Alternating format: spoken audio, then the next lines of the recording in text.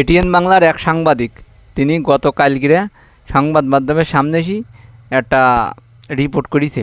সবার সামনে তিনি বলতেছে যে আমার ছেলে ক্লাস 2তে পড়তো, গত 3তে উঠেছে, উঠলেই তার দ্বিতীয় হয়েছে ভর্তি ফি আপনার 42,000 টাকা, আর এবার 3 থেকে 4-এ উঠেছে, দ্বিতীয় হয়েছে 45,000 টাকা।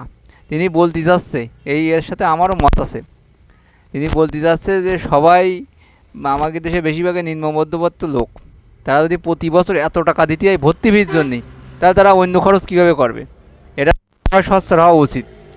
এছাড়া আপনার রেনা পারভিন নামে এক ব্যক্তি, যিনি আপনাদের শিক্ষা বোর্ডের একটা সেক্রেটারি, তিনি সই করে লিখিছে যে আপনার সেশন ফি নেওয়া যাবে, কিন্তু এই ভর্তি ফি নেওয়া যাবে না প্রতি বছর। তারপরও সেটা কার্যকর হয়নি। কী এক আজব দেশ সময়গির। আর এটাই তো আপনার ধরেন আপনার বাড়ি ছেলে আছে কি মেয়ে আছে 3 জন, তাই কি যদি আপনার 6-তে 7-এ উঠতে হয়, কারোর 5-তে 6-এ উঠতে হয়, তাই কি আপনার দিতে হবে 40-45, কোনো ঠিক নেই, এরকম বিভিন্ন জায়গায়। তাহলে এর কি হবে? এটাকে বলা হয় নীরব চাঁদা। এর বিরুদ্ধে আমাদের সবাইকে সোচ্চার হতে হবে। আর এই ভিডিওটা যদি আপনাকে কাজে লাগে আর ভালো মনে হয়, তাহলে শেয়ার করতে ভুলবেন না। ভালো থাকেন।